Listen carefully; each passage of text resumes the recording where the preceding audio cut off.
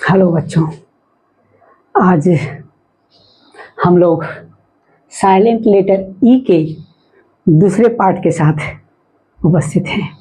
इसके पहले हम लोगों ने ए के साइलेंट होने के बारे में बी, सी, डी, ई, जी, एच और के इसके साइलेंट होने की परिस्थितियों के बारे में हमने इसके पहले पार्ट में सीखा है। आज हम लोग साइलेंट लेटर इन इंग्लिश के दूसरे पार्ट के साथ उपस्थित हैं, जिसमें हम लोग आज L, N, O, P, T, U और डब्ल्यू इसके बारे में साइलेंट होने की जो परिस्थितियां हैं उसके बारे में आज हम लोग सीखेंगे। देखते हैं पहले एल के बारे में। एल कब साइलेंट होंगे?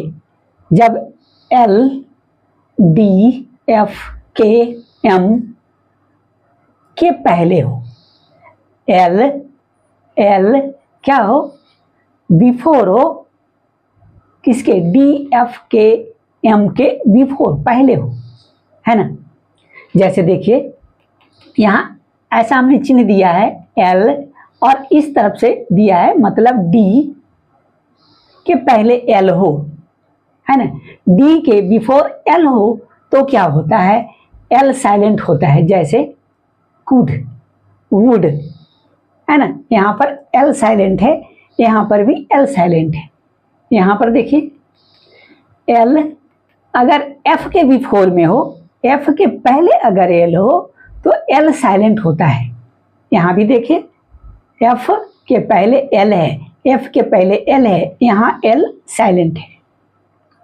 यहाँ देखिए एल के पहले अगर हो तो वैसी परिस्थिति में भी एल साइलेंट होते हैं। जैसे चॉक, वॉक, हाफ, है ना। एल अगर एम के पहले हो वैसी परिस्थिति में भी एल साइलेंट होते हैं। जैसे पाम, काम, आमंड। ये आमंड भी कुछ लोग पढ़ते हैं और आलमंड भी पढ़ते हैं। अमेरिकन इंग्लिश में आलमंड बोला जाता है, लेकिन ब्रिटिश इंग्लिश में, चूंकि हमारे यहाँ ब्रिटिश इंग्लिश को मान्यता है और ज़्यादा प्रचलित ब्रिटिश इंग्लिश है, इसलिए यहाँ पर एल साइलेंट करके बोला जाएगा, तो इसको बोला जाएगा आमंड, आमंड। इस तरह से अगर एल एम के पहले हो, एम के पहले अगर एल हो तो एल साइलेंट होते हैं। यहाँ पर एक और लिखा हुआ है, अगर एल के पहले अगर एल के बिफोर में अगर ए, यू हो वैसी परिस्थिति में एल साइलेंट होगा। दरअसल इसमें दोनों तरह से ही कहे जा सकते हैं कि अगर एल के पहले यू, है ना, ए, देख रहे हैं ए, ई, यू, यहाँ देखिए यू है, एल के पहले यू, एल के पहले यू, एल के पहले ए, एल के पहले ए, एल के पहले ए, एल के पहले ए, एल के पहले ए, एल के पहले ए, एल के पहले ए, है ना, एल के पहले। ऐसी परिस्थिति में अगर ए, ई या यू होता है तो एल क्या होता है? साइलेंट होता है। तो इधर से भी आप देख रहे हैं कि अगर वॉल है ना, ए, ई, यू जैसे वॉल अगर होते हैं तो एल साइलेंट होते हैं।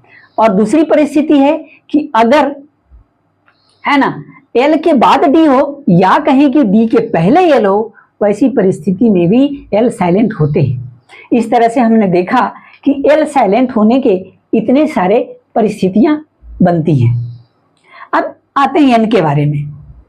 एन क्या लिखा हुआ है? इसके लिए रूल हमने लिखा है कि एन के पहले अगर एम हो, एन के पहले अगर एम हो या कहें एम एन अगर साथ हो, वैसी परिस्थिति में एन साइलेंट होते हैं। जैसे कॉलम, एन का यहाँ पर साउंड नहीं हो रहा है, कॉलम, एन साइलेंट नहीं है। उसी तरह से ऑटम, ऑटम में भी एन साइलेंट है। इस तरह से हम देखते हैं कि अगर एम और एन साथ हो या कहें कि एम के बाद एन हो या एन के पहले एम हो, वैसी परिस्थिति में एन साइलेंट होता है, एन का आवाज नहीं किया जाता है। अब आते हैं ओ के बारे में। ओ के बारे में है कि अगर ओ के पहले, अगर ओ यू के पहले हो, यू के पहले अगर ओ हो तो क्या होता है? ओ साइलेंट होता है। जैसे टफ, TOUGH, टफ, तो यहाँ पर ओ टफ, ये ओ का उच्चारण यहाँ पर नहीं हो रहा है। कजिन, OUCOUSIN, यहाँ पर ओ का उच्चारण नहीं हो रहा है। डबल, यहाँ पर क्या हो रहा है, डबल, ओ का उच्चारण नहीं हो रहा है। दूसरी बात ऐसे लिखा गया है कि अगर ओ ई के पहले हो या ई के बाद हो, ओ कहीं पर पहले भी हो सकता है, ओ ई के बाद भी हो सकता है, वैसी परिस्थिति में भी ओ साइलेंट होते हैं। जैसे कुछ शब्द लिखा हुआ है पीपल, पीपल, यहाँ ओ का आवाज नहीं हो रहा है, ओ का साउंड नहीं हो रहा है, साइलेंट हो रहा है वो। लेपर्ड, लेपर्ड, यहाँ पर भी ओ साइलेंट है। अब देखते हैं पी के बारे में कि अगर पी के बाद ST या N हो, या कहें PS एक साथ हो, P और S एक साथ हो, P और T एक साथ हो, P और N एक साथ अगर हो, तो ऐसी परिस्थिति में P साइलेंट होते हैं। अब ऐसे शब्दों में आप देख सकते हैं जैसे साइकोलॉजी, साइकोलॉजी में P साइलेंट है। साइकेट्रिस्ट, इसमें भी देख रहे हैं कि P साइलेंट है। रिसिप्ट, रिसिप्ट में भी P साइलेंट है।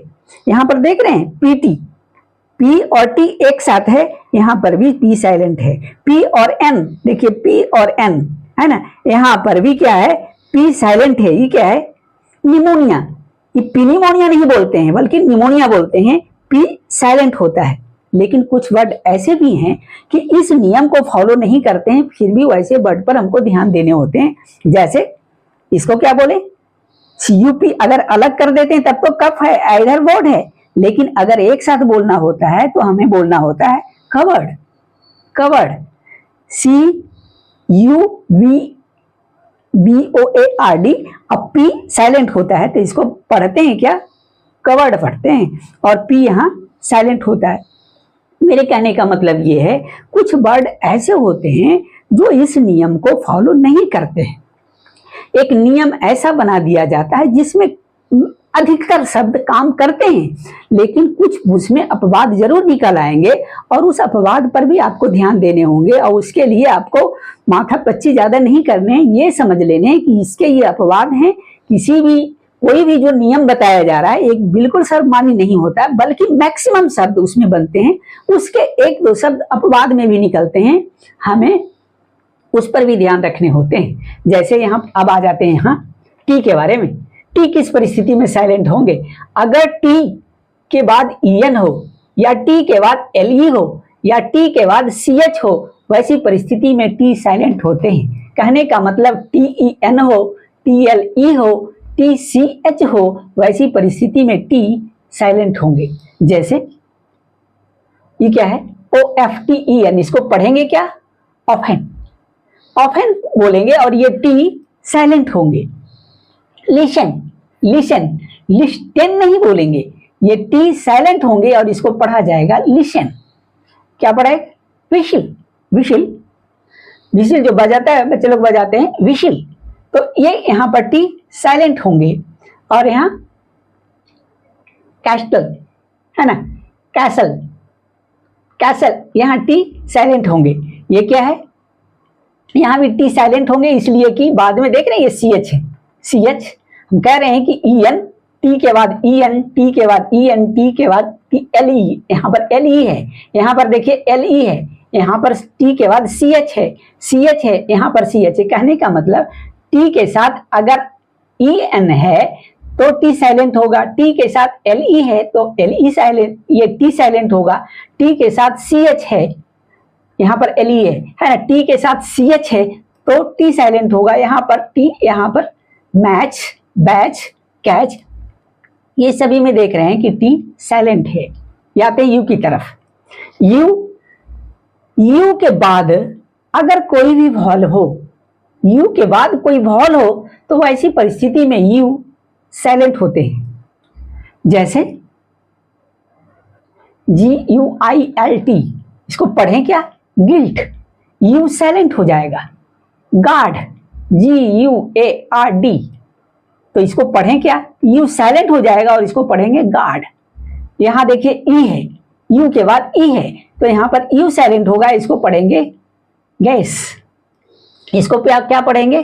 GUEST। इसको क्या पढ़ेंगे? गेस्ट। यहां पर देखिए क्या है, यू के बाद क्या है? आई है। यू के बाद आई है, तो ऐसी परिस्थिति में क्या होगा? यू के बाद आई है, तो यहां पर देखिए ये साइलेंट होना चाहिए। इसको कर लेते हैं साइलेंट। यहां पर यू होगा, है ना। यहां पर ये साइलेंट होंगे तो ये क्या कहलाएंगे? बिस्किट। बिस्किट। ये क्या है? टंग। यू के बाद ई है, ये क्या है?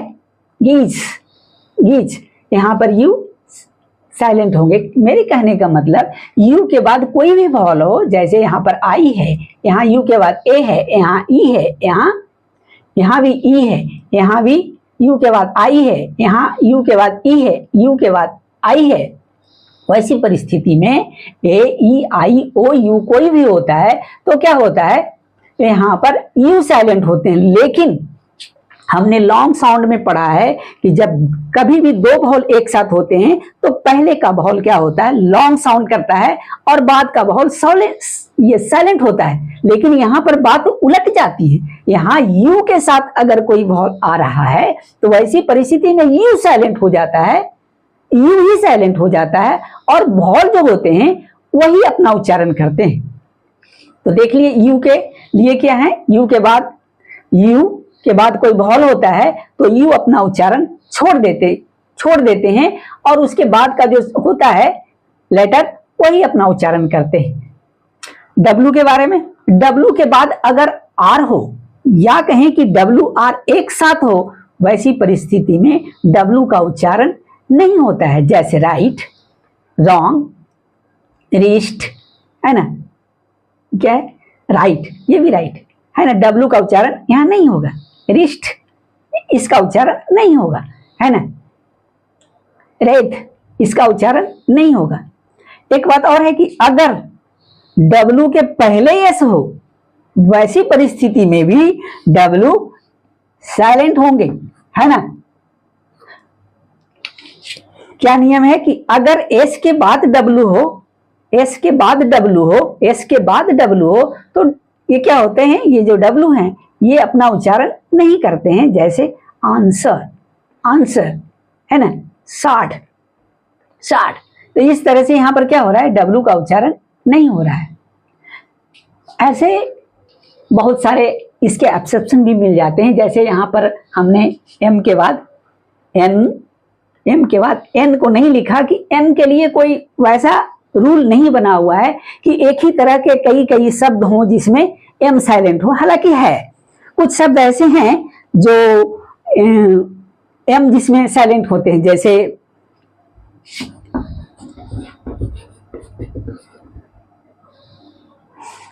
जैसे एक शब्द हमने लिखा मिनेमोनिक, है ना। तो इसको पढ़े, यहां पर एम साइलेंट होंगे, निमोनिक बोलेंगे इसको, निमोनिक, स्मृति सहायक, है ना। ये निमोनिक है, यहां एम साइलेंट है। तो ऐसे होते हैं। ऐसा जब एम के साथ यहां पर हम नहीं लिखा, एम का नहीं लिखा, इसका ये मतलब नहीं है कि इसमें साइलेंट नहीं, इसमें भी होते हैं साइलेंट। लेकिन इसके लिए एक सर्वमान्य रूल नहीं बना हुआ है जिसके तहत कि हम बहुत सारे शब्दों को रखें और बहुत सारा एग्जाम्पल पेश करें, वैसा नहीं है ना। कुछ वर्ड ऐसे मिल जाते हैं, है ना। जैसे हमने बताया निमोनिक, निमोनिक में एम साइलेंट है ना। तो इसको मिनेमोनिक नहीं बोलते हैं, बल्कि क्या बोलते हैं? निमोनिक, स्मृति सहायक जिसको बोलते हैं हिंदी में।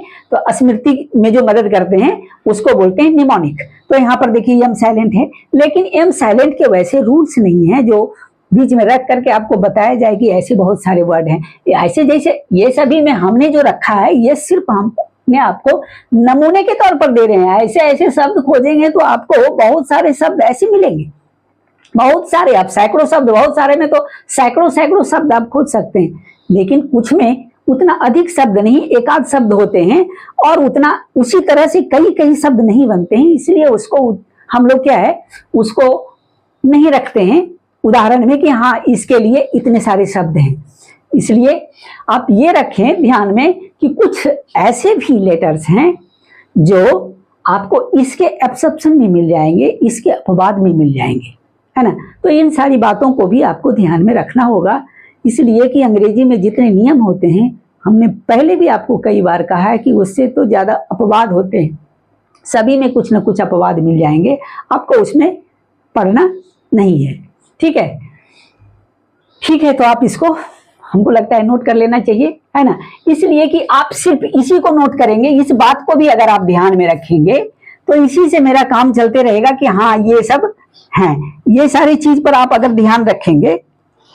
इसलिए हमने क्या किया, इसको शॉर्ट में लिखने की कोशिश की है कि कम जगह में सारा चीज हो, और एक जगह जब आप नोट बनाएं तो बहुत कम ही जगह में सारा हो, और सारा चीज को आप कम जगह में ही उस चीज को आप माइंड में रखें। और हर वर्ड के लिए, हर लेटर्स के लिए एक एक वर्ड आप ऐसा रखें जिससे क्या हो, आपको वैसा एग्जाम्पल पेश करने में आपको दिमाग में रहेगा, तो उस तरह के और भी वर्ड आएंगे तो आपको दिमाग में बढ़ते रहेंगे, है ना। उसको ध्यान में रखेंगे तो आपका काम बहुत आसानी से होगा, और आपका क्या होगा, प्रोनाउंसिएशन धीरे धीरे इंप्रूव करते रहेगा, उसमें आप सुधार लाते रहेंगे और अच्छा इंग्लिश आप पढ़ पाएंगे, अच्छा इंग्लिश आप लिख पाएंगे।